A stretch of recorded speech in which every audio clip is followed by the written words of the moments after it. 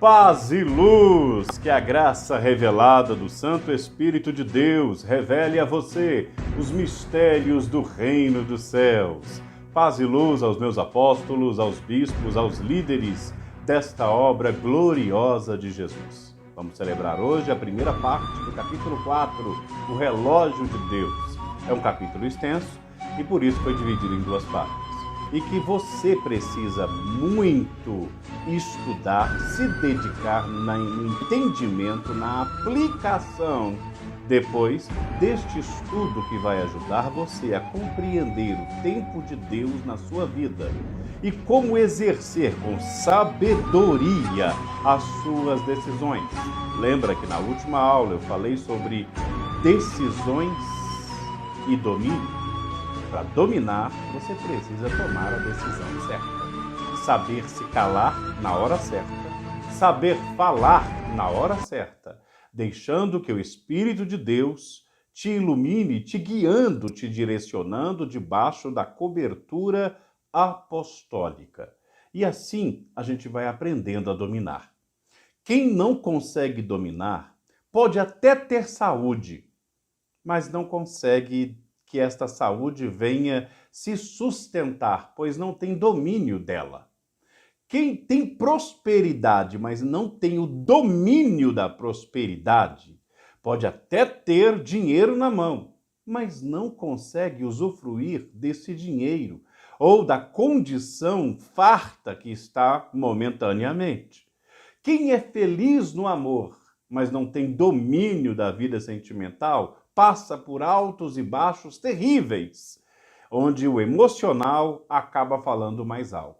Lembra que nós falamos na aula passada sobre o emocional, as emoções estarem controladas, dominadas pelo seu pensamento racional, pelo poder da sua fé, que controla pelo entendimento. E é muito importante a gente prestar bastante atenção nisso para você entender a aula de hoje.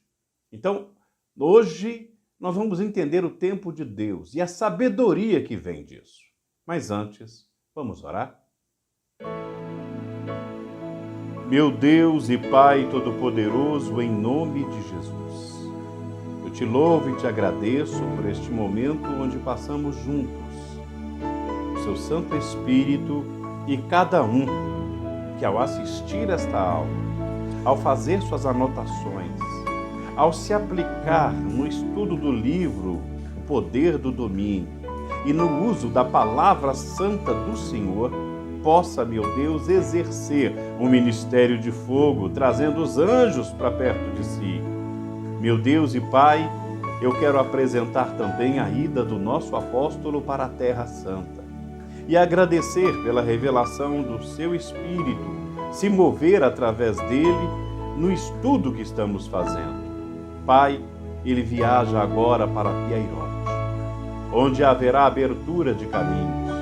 Também, meu Deus, subirá o Monte Scopus, onde diante de Jerusalém, diante da terra sagrada, da cidade de Davi, onde o Senhor Jesus sofreu, sacrificou, morreu, mas ressuscitou e está vivo, manifestou ali sua glória, sua graça e seu poder.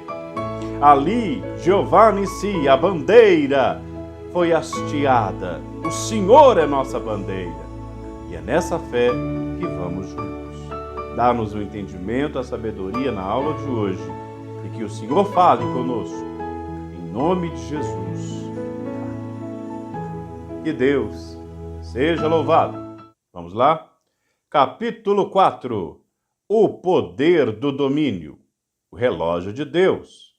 Parte 1. Página 45 do livro. Vamos lá? Há um tempo determinado por Deus para que aconteça todas as coisas debaixo do céu.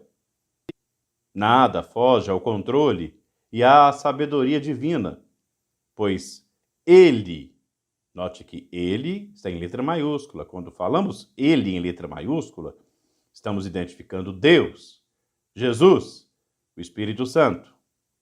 Ele é Senhor sobre os tempos e as estações da nossa vida. O domínio de Deus sobre todas as coisas é soberano. E dentro deste poder, ele estabeleceu os tempos certos para cada propósito que se cumpre em nós e ao nosso redor. Deus não age apressadamente. Seu domínio se manifesta no curso perfeito de todos os acontecimentos.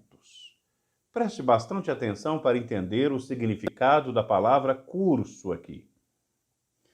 Quando usamos essa palavra, como muitos agora estão falando do curso, o poder do domínio, curso significa um caminho, uma rota. Se eu vou de Goiânia para Belo Horizonte, para o Monte Manaim, eu estabeleço uma rota, um curso que eu vejo que é mais adequado, onde eu vou pegar uma estrada melhor, mais segura, uma rota mais rápida, ou talvez eu queira pegar uma rota onde eu não pague pedágios, então vou estabelecer um outro curso. Citando daqui de Goiânia para Belo Horizonte, lá para o Monte Manaim, existe esse exemplo. Quando eu viajo para o Monte Manaim, eu gasto cerca de 10 horas. E olha que eu não corro, eu sigo uma velocidade constante que a pista me permite. Graças a Deus, eu tenho sido bem cauteloso em relação a isso, porque quando eu não viajo sozinho. Além de estar ali cuidando da minha vida, eu cuido também das pessoas que viajam comigo.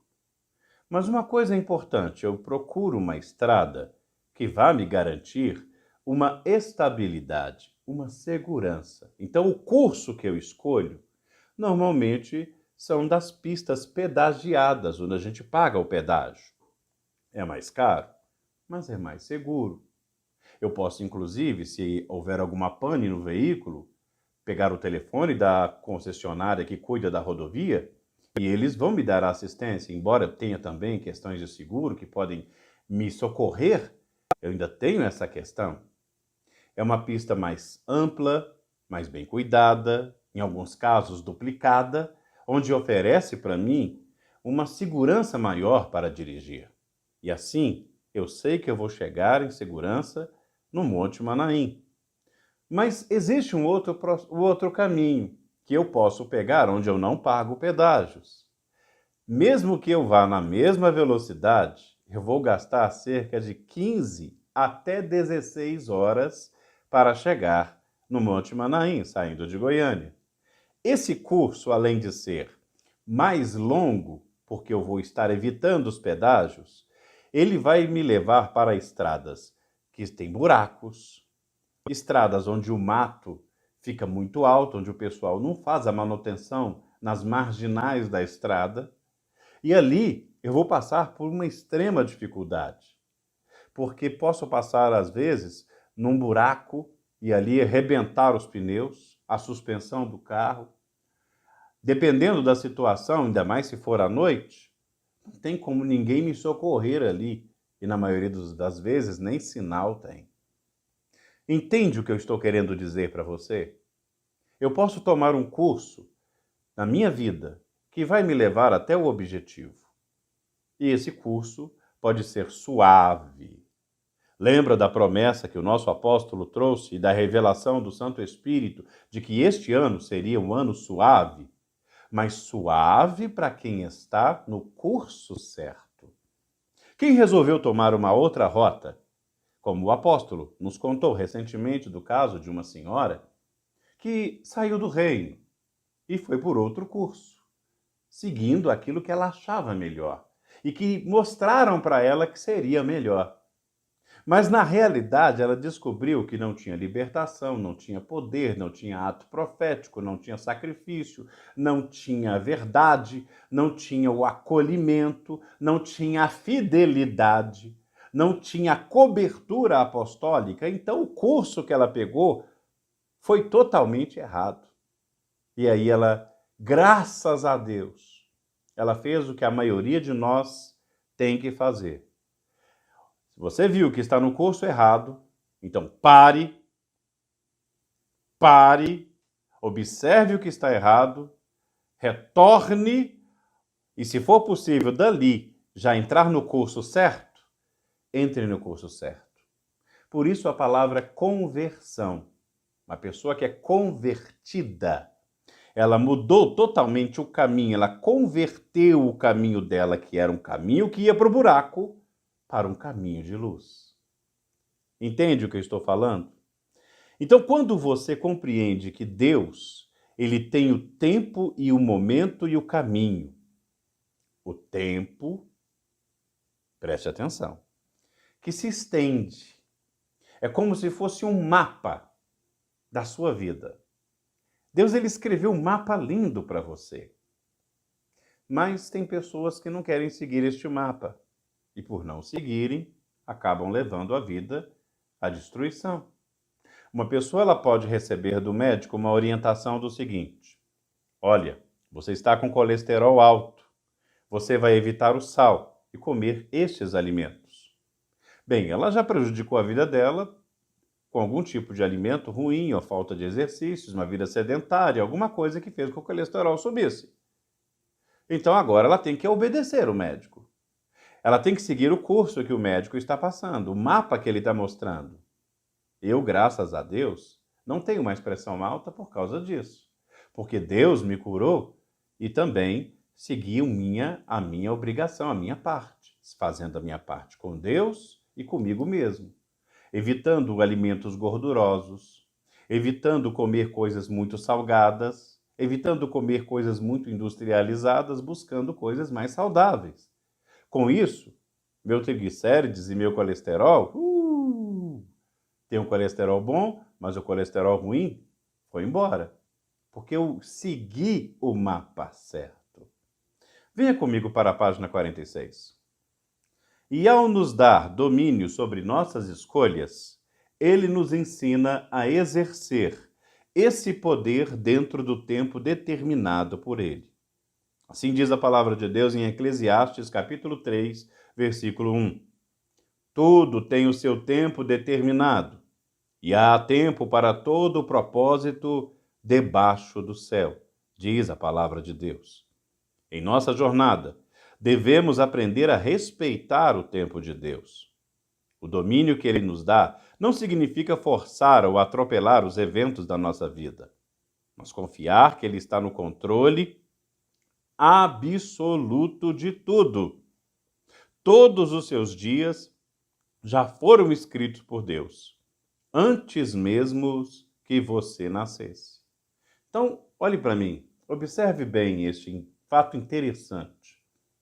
Quando Deus fez com que o povo saísse de Canaã para ser salvo através de José no Egito, o plano de Deus era que, naquele período que haveria seca, que haveria escassez, José fosse um instrumento para resguardar a vida do povo.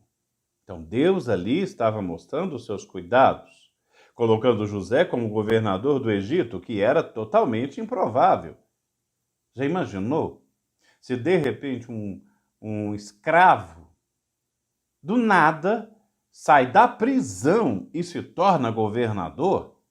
Se formos olhar para o lado lógico, a gente vai falar que isso é uma loucura, isso jamais aconteceria, mas aconteceu porque houve um plano de Deus para salvar o povo. E o próprio José reconheceu isso diante dos seus irmãos, dizendo que tudo o que havia acontecido foi para que ele pudesse preservar a vida da sua família e a promessa que Deus fez a Abraão.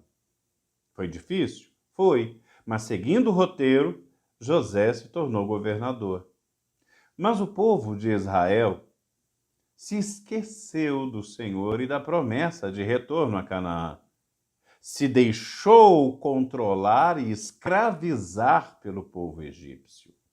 Imagino que muitos hebreus deixaram de adorar o Deus vivo e todo-poderoso para adorar Set, Amenote e outros deuses da mitologia egípcia, seguindo aquilo que o povo da terra fazia. E com isso, os espíritos diabólicos tomaram conta. E os feiticeiros aproveitaram a deixa para dominar o povo que se afastou de Deus. As coisas só dão errado na sua vida se você se afasta de Deus. Por isso que existe uma promessa de Deus para aqueles que estão em Manaim. E olha, eu não estou falando apenas do local físico Manaim. Sabe o que significa Manaim? Acampamento dos anjos. É por isso que quem vai a Manaim não é turista, quem vai a Manaim não é uma pessoa que vai para conhecer, mas Manaim é aquele que ele se coloca na mão de Deus e no meio dos anjos. Olha o que eu fiz para acrescentar o estudo aqui. Isso não está no livro, preste atenção. Os anjos trabalham a nosso favor por ordem de Deus. Aprendi isso com o meu apóstolo. Êxodo 23, 20. Eis que eu envio um anjo diante de ti, para que te guarde pelo caminho e te leve ao lugar que tenho preparado. O anjo que vai à sua frente, vai armado com uma espada. Esse anjo é bravo. Você já sabe quem ele é. Este anjo não tem ódio, mas tem ira. O apóstolo nos explicou qual é a diferença, porque o ódio vem dos demônios e a ira vem de Deus. O ódio vem sobre os filhos da desobediência e a ira está à disposição dos filhos obedientes. Ou seja, o filho obediente utiliza a ira de Deus contra seus inimigos. Poderíamos chamá-lo de anjo da ira, ou anjo da justiça, ou mesmo arcanjo Miguel. Guarda-te diante dele, ouve a sua voz e não provoques a ira, porque não perdoará a vossa rebeldia, porque o meu nome está nele. Veja bem aí. Não provoque a ira desse anjo, porque ele não vai perdoar. Daí, a gente já começa a ver a diferença, onde os religiosos das igrejas fracas, eles pregam que Jesus é o arcanjo Miguel. Ora, Jesus ele perdoa. Arcanjo Miguel não. Agora veja bem a separação entre quem é fiel e quem não é. A palavra de Deus diz: porque o meu anjo irá diante de ti e te levará aos amorreus, aos heteus, aos perizeus, cananeus, heveus, jebuseus. Está notando que está sendo citados aqui os inimigos? Porque Deus conhece seus inimigos. E eu os destruirei. Não te inclinarás diante dos seus deuses, nem os servirás, nem farás conforme as suas obras. Antes destruirás totalmente e quebrarás todas as suas estátuas. E servireis o Senhor vosso Deus, e ele abençoará o vosso pão e a vossa água.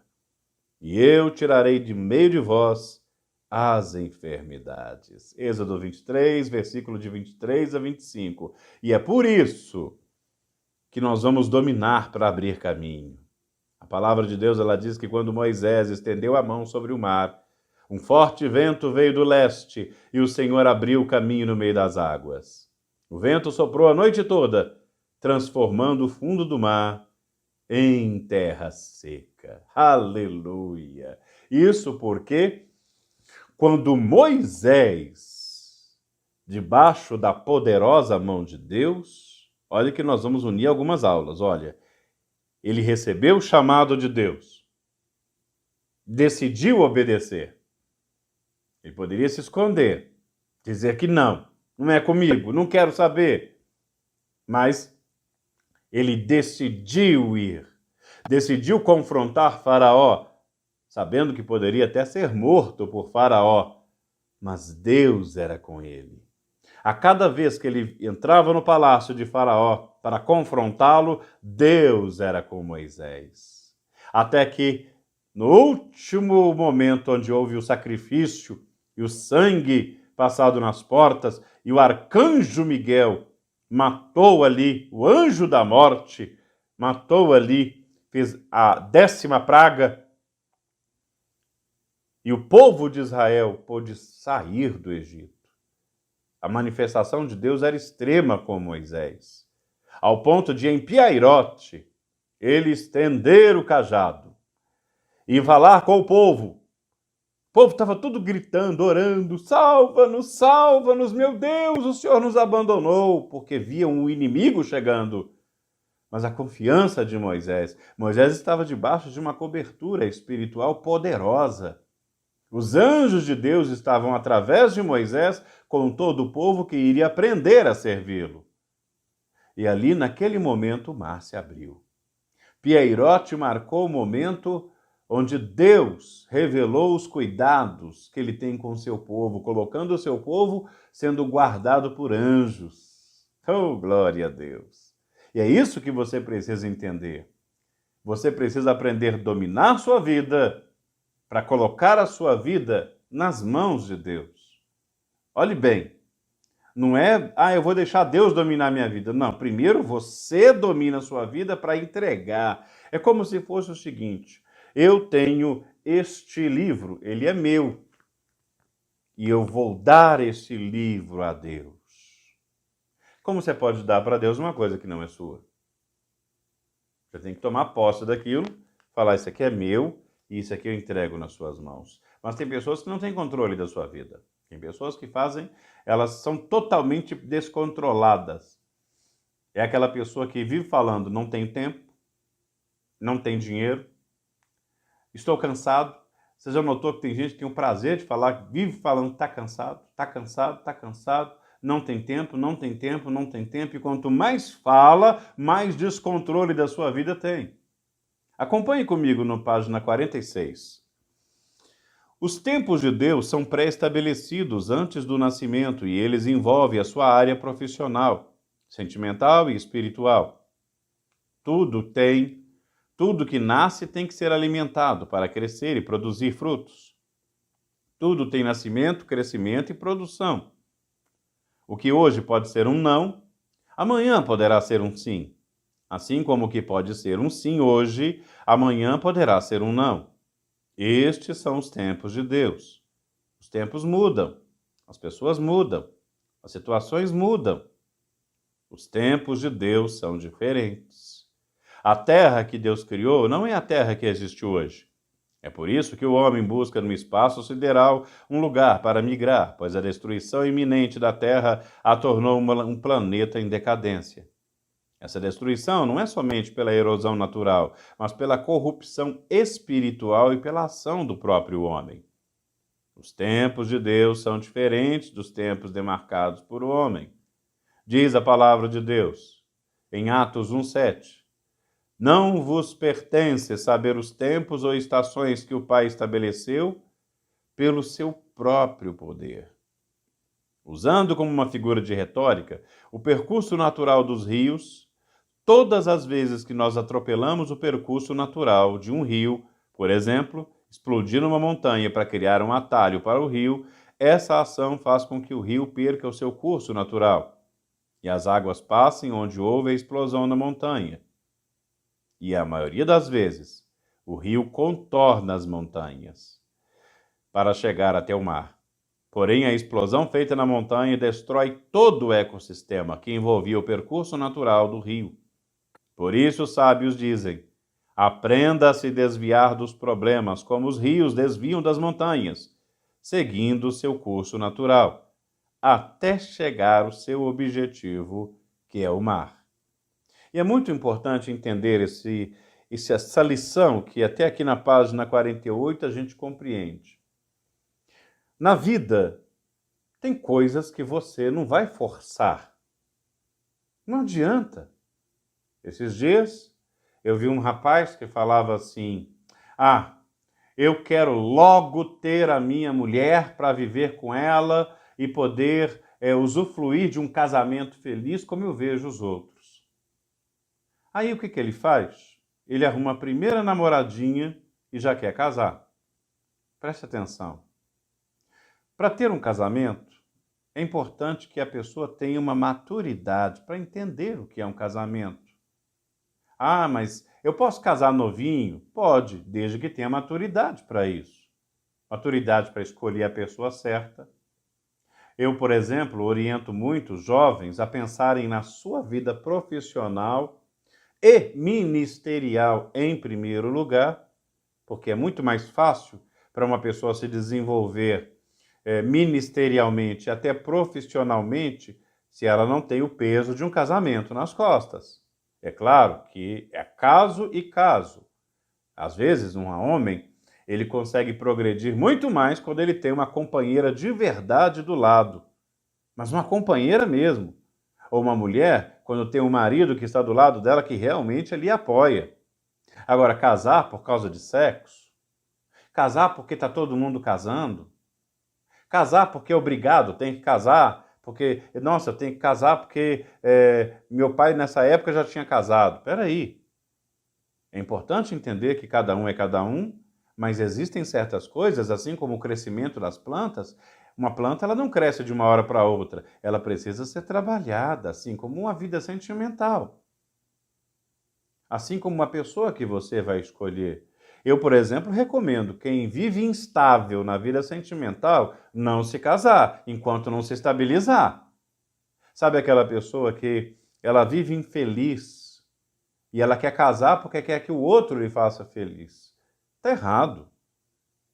Primeiro porque, na maioria das vezes, quem vai envolver com você é capaz de trazer uma carga de problemas que vai te trazer infelicidades. Então você tem que pensar bem em relação a isso. Pensar bem, porque isso pode atrapalhar no seu ministério. Eu já vi situações onde a pessoa, depois que casou, o ministério dela foi lá para baixo. Ou de pessoas que casaram e o ministério delas cresceu. Por quê? Houve o tempo certo, a pessoa certa, o momento certo.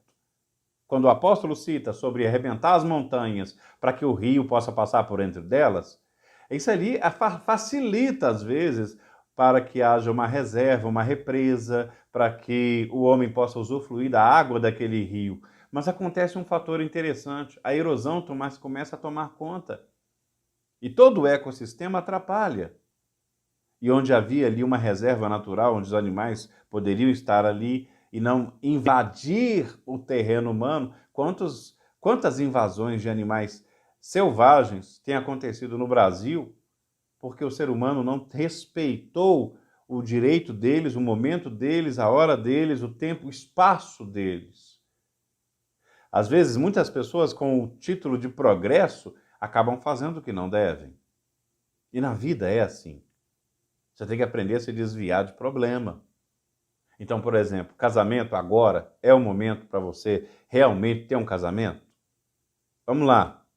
Ah, mas eu quero muito fazer faculdade. Essa faculdade que você quer fazer realmente é algo que vai te ajudar? Porque talvez não é a sua vocação, não é o que você se prepara, não é o que está no mapa de Deus para você fazer. E aí você insiste numa faculdade que não é aquilo que você tem que fazer, e aí passa anos fazendo uma faculdade, pega um diploma e vai vender tomate na feira. Não estou desprezando quem vende tomate na feira. Mas quem estudou e se formou para uma determinada graduação, precisa então fazer isso. E não virar, às vezes até motorista, ou fazer qualquer outra coisa que seja totalmente diferente daqueles anos que ela perdeu fazendo uma faculdade. Ou mesmo, quando uma pessoa ela resolve fazer uma coisa durante o dia que não tem nada a ver. Tem pessoas que elas, em vez de estarem estudando, se preparando, se organizando, param para ficar nas redes sociais. O curso da vida está passando e a pessoa está barrando ali. Barrando a vida dela. Com rede social, com videozinho de internet. E fica horas e horas ao invés de estar se dedicando à leitura, se dedicando à oração, se dedicando ao trabalho, se dedicando a fazer alguma coisa. O dia que ela poderia estar realizando uma célula, ela está com o celular na mão, vendo uma rede social, e fica horas e horas com aquilo. Preste muita atenção. Eu já vi gente falar para mim que quer ser informada. Eu sei, mas deixa eu te explicar uma coisa. Nem toda informação é boa. Nem toda informação é boa. Eu já falo muito com algumas pessoas que elas se deixam levar pelas informações de igrejas fracas, de religiões fracas, de pessoas fracas, mente fraca, que estão agora, todo mundo está discutindo a questão do anticristo. Ai, o anticristo vai vir, ele está chegando, olha a besta, olha a besta, olha a besta. Enquanto isso, os bestas estão se preocupando com a besta, em vez de se preocupar em ter uma vida com Deus, em ganhar almas, em ter uma unidade com Deus, porque o tempo está passando, estão preocupados com a besta e vão encontrar com a besta porque não estão fazendo nada de bom para Deus. Nós ficam como com conversinhas. É perigoso isso. O apóstolo continua falando sobre os rios. Os rios caminham para o mar. Se você seguir o curso natural do seu caminho, você vai chegar até o mar. Mas se explodir a montanha, vai destruir grandes feitos em sua vida. Há situações que você mesmo pode resolver e outras que somente Deus poderá. Mas há coisas que apenas o tempo será a solução. Para entender o relógio de Deus, primeiro você precisa conhecer um pouco da sabedoria de Deus que está presente no seu DNA. Pois você é filho do ser mais sábio que existe em todo o universo. E aí é que eu entro em Jeová Nissi. Deus lhe dá posse. Preste atenção nisso aqui. A postura de Deus diante de nós, com toda a sua sabedoria e com todo o seu poder, traz aos inimigos medo e terror. Aliás, Deus nos fala isso. Serei o terror dos seus inimigos. Logo após ele colocar o arcanjo Miguel à nossa frente. Deus se torna terror dos nossos inimigos. Ele não deixa seus inimigos em paz. E é de dar medo isso. Quem quer ser seu inimigo, azar dele, porque vai ter que prestar contas a Deus. Deus promete ser inimigo dos nossos inimigos e adversário dos nossos adversários. Isso é forte, tremendamente forte. Jeová Nissi, o Senhor é a nossa bandeira. Aí pergunta, por que o apóstolo vai colocar os nomes na bandeira de Israel?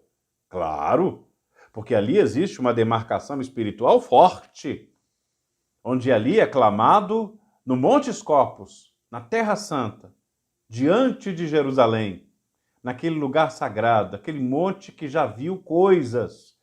A demarcação forte espiritual para tomar posse daquilo que é seu. Aquele marido que está passando por uma luta, que a pessoa não sabe o que fazer para poder ajudar o marido, porque a cabeça dele está no mundo da lua, está perdido. E aí você vai determinar, colocando o nome dele na bandeira. Ou a esposa, que você gostaria que ela firmasse seu pensamento em Deus e em você, para que sua família, sua casa servisse ao Senhor. Aos seus filhos que estão totalmente desorientados e você está vendo que a pessoa está caminhando por um caminho ruim. Marca-lhe a bandeira, determina. O ato profético é realizado com esse propósito. E assim como uma pessoa determina com fé, na certeza de que Deus vai agir. Não é querendo, eu quero que meu filho mude na porrada. Na porrada não vai. Vai mudar a força? Na força não vai. Não é por força, não é por violência. É pelo Espírito de Deus. Eu vou ganhar dinheiro de qualquer jeito. Não é de qualquer jeito. É na hora certa. Eu lembro uma vez, uma pessoa que eu amo muito, ela me disse, olhando nos meus olhos, eu não quero trabalhar com você do meu lado. Eu não quero estar do seu lado. Porque a pessoa não me conhecia de verdade. Tinha informações errôneas a meu respeito. Eu não podia forçá-lo a acreditar em mim. Mas com o trabalho, com a dedicação, com minha vida, eu me aproximei da tal pessoa que um dia chegou para mim e falou assim, eu tenho tanto prazer de ter você na minha vida. Forcei isso? Não. O tempo foi mostrando, o dia a dia, o trabalho. Você não vai vencer de uma hora para outra. A sua vitória vai vir gradativamente, passo a passo.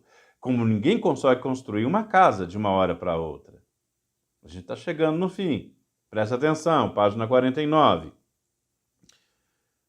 Mas onde habita a sabedoria, para a gente poder não destruir o curso do rio? No princípio, a sabedoria habitou a mente de Deus. E antes de criar todas as coisas, a sabedoria já estava com Deus. Antes de ser lançada a primeira palavra criativa do Supremo Arquiteto do Universo, a sabedoria já estava presente dentro dele. E o que ele fez foi transformar pensamentos em palavras e palavras em ações. Quando Deus disse, haja luz, e criou ali todo o sistema solar, tudo que fora criado pela palavra de Deus estava no pensamento dele. Primeiro Deus pensou, e depois falou, e logo veio a existir. A criação nada mais é do que a materialização dos pensamentos criados pela sabedoria que já estava presente com Deus antes do princípio. Olha o que está escrito em Provérbios 8, 22 a 23 e de 26 a 27. A manifestação do pensamento da sabedoria. O Senhor me possuiu no princípio de seus caminhos, e antes de suas obras mais antigas, desde a eternidade fui ungida, desde o princípio, antes do começo da terra. Ainda que ele não tinha feito a terra, nem os campos, nem sequer o princípio do pó do mundo, quando eles preparavam os céus, ali estava eu, quando compassava ao redor a face do abismo. Paramos aqui? Semana que vem a gente continua no capítulo 4, mas o que você precisa compreender é que a sabedoria é que deu o pensamento para a criação e a materialização de tudo que existe. A sabedoria é uma força descomunal e que você tem acesso através da escada certa. Que escada é essa? Primeiro passo. Temor do Senhor é o princípio da sabedoria. Temor do Senhor é o princípio da sabedoria. Tema a Deus. Temendo a Deus, você vai obedecer à autoridade. Quem teme procura se aproximar daquele que você teme. Ou seja, eu temo a Deus, eu quero me aproximar dele, porque eu quero evoluir desse temor para um amor. Sabe quando você gosta demais de uma pessoa e às vezes você tem medo de falar uma coisa para desagradar? Esse temor é um temor benigno, que leva você a agradar a pessoa que você ama, que você quer bem. E eu sei que você quer Deus. E para tê-lo, você precisa conhecê-lo. Tá vendo como é um prazo? A gente vai, olha, eu temo a Deus, quero conhecê-lo. Eu temo a Deus e quero conhecê-lo. São passos. Eu estou subindo na escada. Aí eu quero conhecer. Para conhecer, não basta saber informações de Deus. Eu tenho que ter intimidade com Deus. Então, dia a dia, eu estou me aproximando dele em oração, em obediência. Agora, eu quero agradá-lo. Para agradar, eu tenho que ter obra. Essa obra vai me aproximando mais de Deus. E isso vai fazendo com que você chegue no nível de ter a força da sabedoria. Porque a sabedoria, ela não vem lendo o livro, não vem lendo a Bíblia, sabedoria não vem com oração, sabedoria não vem com jejum, mas com o subir da escada, no temor, no conhecimento, na intimidade, na obra e na continuidade da disciplina. Foi isso que Jesus fez com seus discípulos durante 3 anos, para que eles tivessem a sabedoria que o Espírito de Deus moveu dentro deles. Por isso Pedro, um pescador, se tornou um dos maiores pregadores daquela época, pregando para 3.000 pessoas e levando elas ao entendimento de Cristo. É maravilhoso, não é? É muito forte e eu quero que você tenha o temor e busque no conhecimento escrever o que você aprendeu hoje, ou, para entender melhor o que aprendeu, escreva ou grave um áudio, envie no grupo. Quanto mais você fala, mais você compartilha dentro de você e fixa aquilo que aprendeu. Leve o pessoal do seu santuário a fazer a inscrição. Toda quarta-feira tem inscrição no curso de Vida Profunda com Deus e você precisa levar isso. Dia 14 de maio, semana que vem, capítulo 4, O Relógio de Deus, parte 2. E aí, você vai agora orar a Deus e observar. Você colocou seu nome na veste do apóstolo? Colocou, não? Você colocou seu nome na bandeira de Israel para o apóstolo levar até o Monte Scopus? Colocou, não? Você acreditou em tudo aquilo que a gente ensinou? Porque se você acreditou, não só você vai colocar o nome, também como você vai levar outros a colocar o nome.